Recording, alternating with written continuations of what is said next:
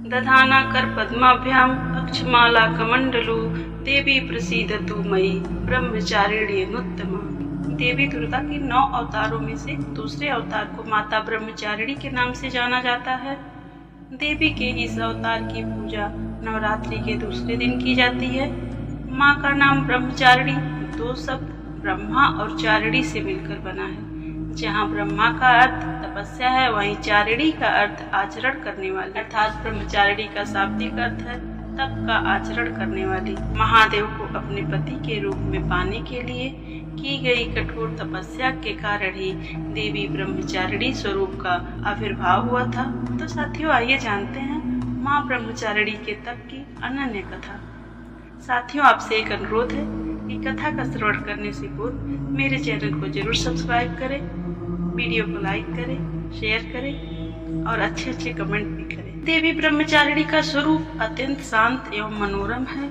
उनके दाएं हाथ में जबकि अक्षय माला और बाएं हाथ में कमंडल सुसज्जित है। इस स्वरूप में माता बिना किसी वाहन के नजर आती हैं। नवरात्रि के पावन त्योहार के दूसरे दिन माता ब्रह्मचारिणी की विधि पूर्वक पूजा होती है। देवी ब्रह्मचारिणी के महात्म्य की कथा महादेव के प्रति उनके प्रेम और निष्ठा से जुड़ी हुई है। माँ दुर्गा का यह अवतार मनुष्य को निष्ठा और वैराग्य की सीख देता है। उनकी महिमा की इस कथा का उल्लेख देवी भागवत महात्म्य और मार्कंडेय पुराण के कुछ जगहों पर मिलता है। धार्मिक कथाओं के अनुसार प्रजापति दक्ष ने कनखल में एक विराट यज्ञ का आयोजन किया था। महादेव के प्रति मन में विरोध और ईर्ष्या का भाव होने के कारण उन्होंने महादेव और देवी सती के अलावा उस यज्ञ में सभी को आमंत्रित किया। जब देवी सती को इस यज्ञ के बारे में पता चला तो उन्होंने यज्ञ में पहुंचकर अपने पिता से ऐसा करने का कारण पूछा। इस पर प्रजापति दक्ष ने अपनी पुत्री और महादेव को अपशब्द कहे और इस अपमान से व्यथित होकर देवी सती ने भगवान शिव का ध्यान करते हुए योगाग्नि द्वारा अपने देह का त्याग कर दिया। माता सती के आत्मदाह के बाद समस्त सृष्टि जैसे श्रीहीन हो गई और महादेव भी उदासीन हो गए थे। देवताओं ने महादेव की ऐसी हालत और दानवों के उपद्रव से त्रस्त होकर आदिशक्ति का ध्यान किया। तब देवी आदिशक्ति ने सभी देवगणों को आश्वस्त किया वह बहुत जल्द पर्वतराज हिमालय के घर कन्या के रूप में अवतरित होंगी।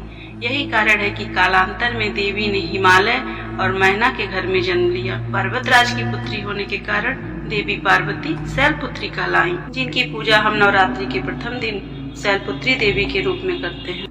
ऐसी मान्यता है कि एक बार हिमालय ने देवर्षि नारद से देवी पार्वती की जन्म पत्रिका को ठीक से जांच करने का आग्रह किया।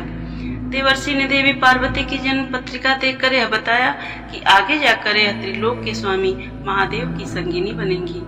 जब इस बात का पता देवी पार्वती को चला तो उन्होंने वन में जाकर महादेव की कठोर तपस्या करना शुरू कर दिया।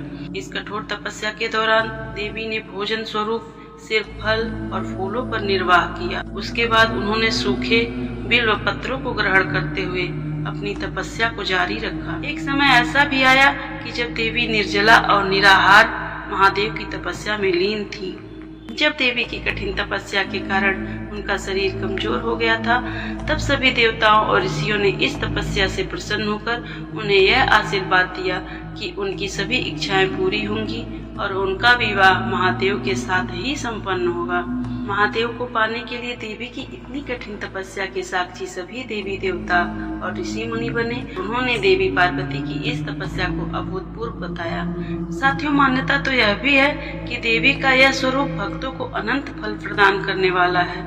उनके इस स्वरूप को समस्त विद्याओं की जननी माना गया है और इस स्वरूप में देवी सफेद वस्त्रों में नजर आती हैं। नवरात्रि के दूसरे दिन देवी ब्रह्मचारिणी की विधिवत पूजा की जाती है।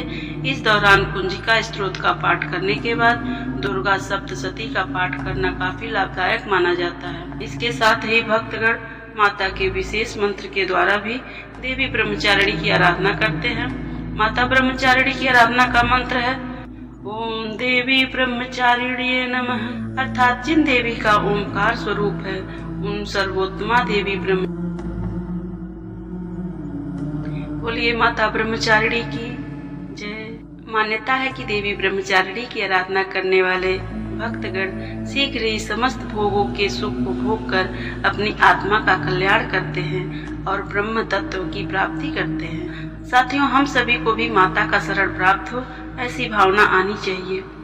देवी दुर्गा के ब्रह्मचारिणी अवतार की कहानी हमें यह सीख देती है कि तप, त्याग, सदाचार, परिश्रम और संयम का मनुष्य के जीवन में कितना महत्व होता है। मनुष्य अगर कठोर परिश्रम करते हुए अपना जीवन यापन करे तो उसे अपने मनोवांछित फल की प्राप्ति अवश्य होती है। जिस प्रकार अत्यंत मुश्किल परिस्थितियों में भी देवी ब्रह्मचारिणी ने अपनी तपस्या का पथ नहीं छोड़ा, उसी प्रकार मनुष्य को भी परिश्रम का पथ नहीं छोड़ना चाहिए। साथियों, उम्मीद करती हूँ कि आपको देवी ब्रह्मचारिणी की मनोहारी कथा अवश्य ही आपके जीवन में एक सीख लेकर आएगी। तो साथियों, जुड़े रहिए श्रेष्ठ धर्म गंगा से। धन्यवाद।